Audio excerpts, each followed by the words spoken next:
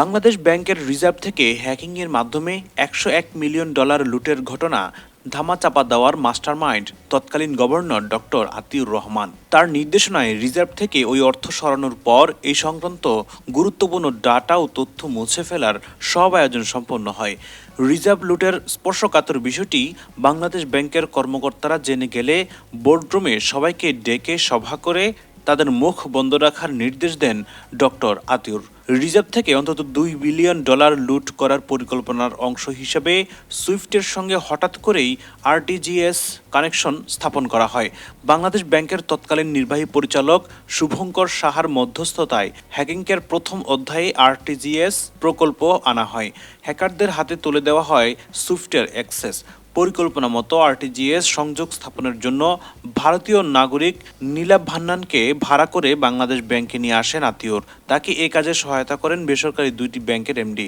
RTGS স্থাপনের পর নীলাভ ভান্নান বাংলাদেশ ব্যাংকের ইন্টারনেটের সঙ্গে সুইফটের সংযোগ স্থাপন করে দেন। এরপর ধাপে ধাপে শুরু হয় পরিকল্পনা বাস্তবায়নের পর্ব। হ্যাকিংয়ের ঘটনার পরপর আতিউর রহমান বাংলাদেশ ব্যাংকের সুইফট সার্ভার রুমে এসে কর্মকর্তাদের শাসিয়ে বলেন, যদি তোমরা কেউ বলো যে হ্যাক হয়েছে, তোমাদের কারো চাকরি থাকবে না, সবাইকে বরখাস্ত করা হবে।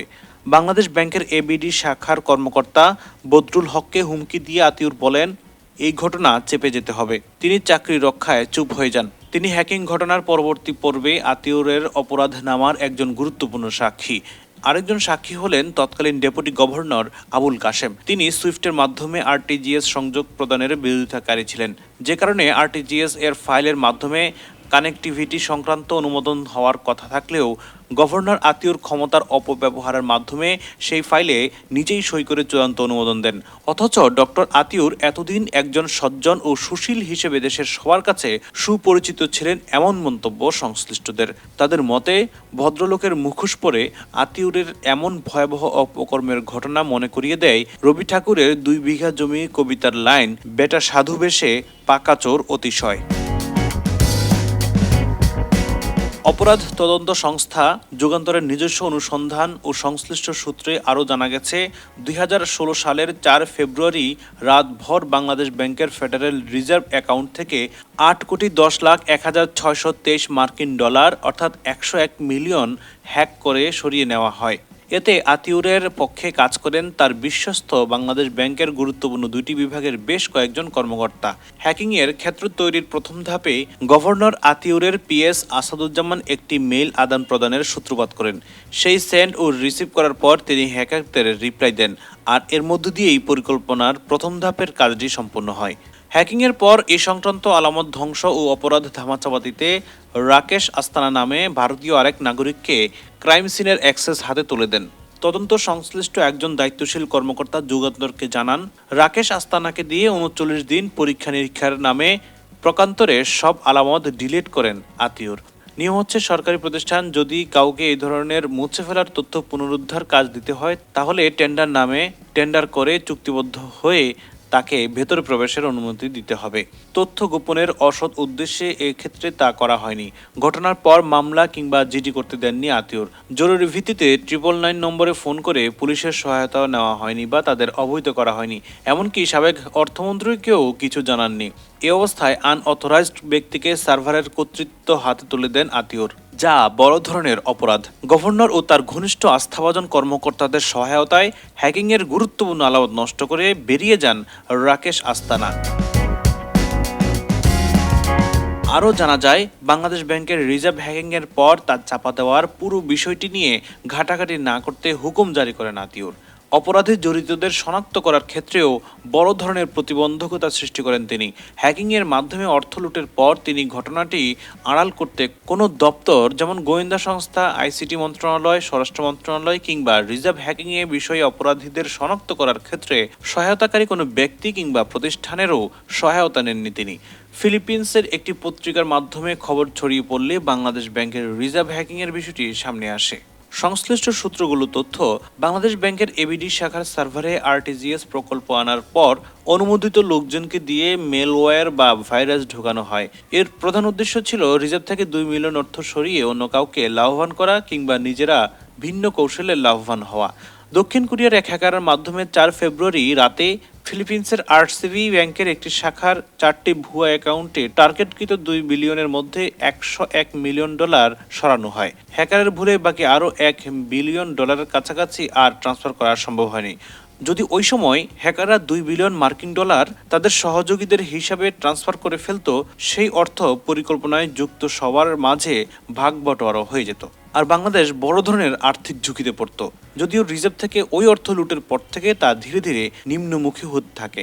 এখন রিজার্ভ অনেকটাই নিম্নমুখী। আতিউর ও তার সিন্ডিকেটের কারণে বাংলাদেশের আর্থিক সক্ষমতার উপর চরম আঘাত আসে। ঘটনার পর মার্কিন গোয়েন্দা সংস্থা FBI আংশিক তদন্ত করেছিল। তদন্ত সংশ্লিষ্টরা তখন জানিয়েছিলেন, রাষ্ট্রীয় পৃষ্ঠপোষকতায় এত বড় হ্যাকিংয়ের ঘটনা ঘটেছে। FBI এর তদন্ত সম্পর্কিত তথ্যের সহায়তা মেলে 2016 সালের 4 ফেব্রুয়ারি থেকে 2024 সালের 5 আগস্টের আগ পর্যন্ত প্রায় 8.5 বছরে তৎকালীন গভর্নর আতিউর সহ তার দোষদের রক্ষার আলামত কর্মকাণ্ড থেকে।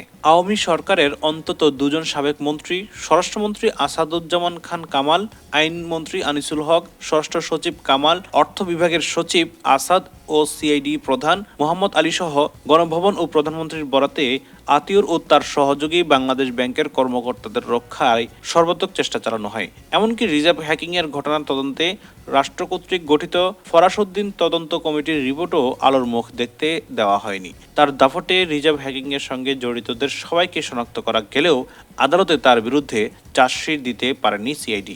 আতিউর ও তার পক্ষ নিয়ে প্রভাবশালীরা মামলার তদন্ত কর্মকর্তা, তৎকালীন এডিশনাল এসপি, বর্তমানে পুলিশ সদর দপ্তরে অতিরিক্ত ডিআইজি রায়হান উদ্দিন খানকে চাপ দেন, যাতে আতিউর বা বাংলাদেশ ব্যাংকের কাউকে আসামি করা না হয়। তাদের বাদ দিয়ে শুধু হ্যাকার ও বিদেশি কয়েকজনের বিরুদ্ধে আদালতে চার্জশিট দিতে চাপ প্রয়োগ সহ নানাভাবে প্লট তৈরি করেন আতিউর। এক্ষেত্রে তিনি আরেকটি কূটকৌশলে আশ্রয় নেন, তা হলো তদন্ত কর্মকর্তাকে বাদ দিয়ে সিআইডির প্রধান মোহাম্মদ আলীর ঘনিষ্ঠ কয়েকজন পরিদর্শককে দিয়ে চার্জশিট তৈরি করে তা আদালতে দাখিল করেন, যাতে আতিউর বা বাংলাদেশ ব্যাংকের জড়িত কেউ আসামি থাকবে না। সেটি পরে বাস্তবায়ন হয়নি 5 আগস্ট দেশে রাজনৈতিক পট পরিবর্তন ও হাসিনা সরকারের পতনের কারণে।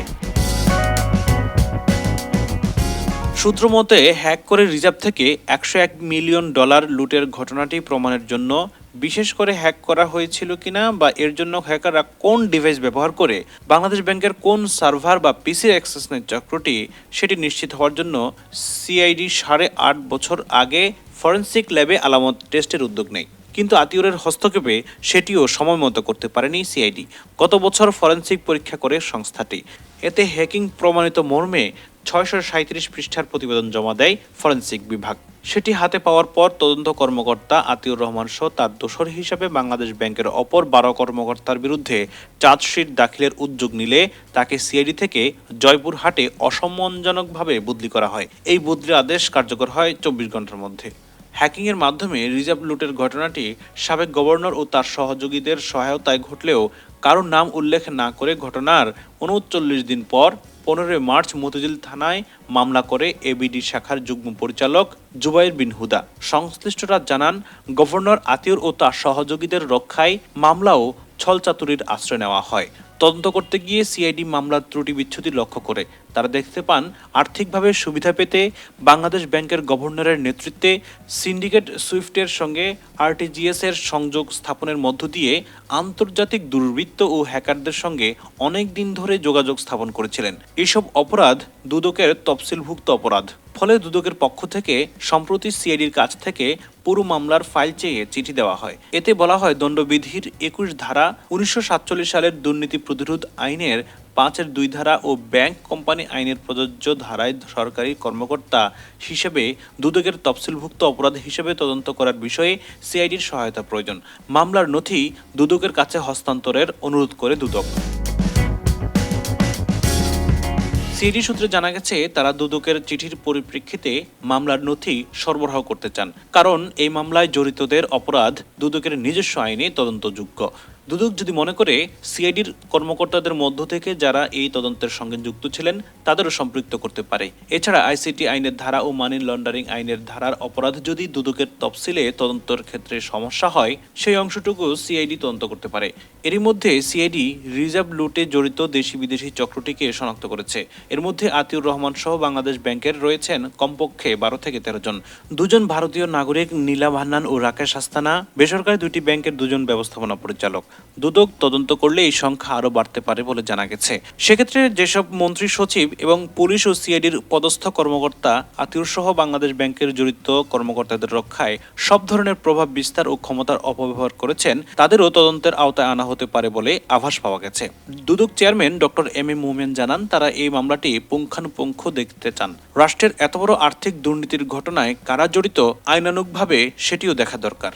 সিআইডির বর্তমান তদন্ত কর্মকর্তা ইয়াসিনের কাছে আতিউর রহমান সহ জড়িত অপরাধীদের বিষয়ে তদন্তে বাধা প্রদান সহ সর্বশেষ অগ্রগতির বিষয়ে জানতে চাইলে তিনি যুগান্তরকে বলেন, তার যতটুকু কাজ ঠিক ততটুকু করার চেষ্টা করেছেন, এর বেশি তিনি কিছু বলতে চাননি। রিজার্ভ লুটের নীল নকশার বিষয়ে জানার জন্য সাবেক গভর্নর আতিউর রহমানের মোবাইল ফোনে যোগাযোগ করা হলেও সংযোগ পাওয়া যায়নি। পরে খোঁজ নিয়ে জানা গেল তিনি 5 আগস্টের পরপরই দেশ ত্যাগ করে চলে যান। এখন তিনি কোন দেশে আছেন তা নিশ্চিত হতে খোঁজ খবর নিচ্ছে তদন্ত সংস্থাগুলো।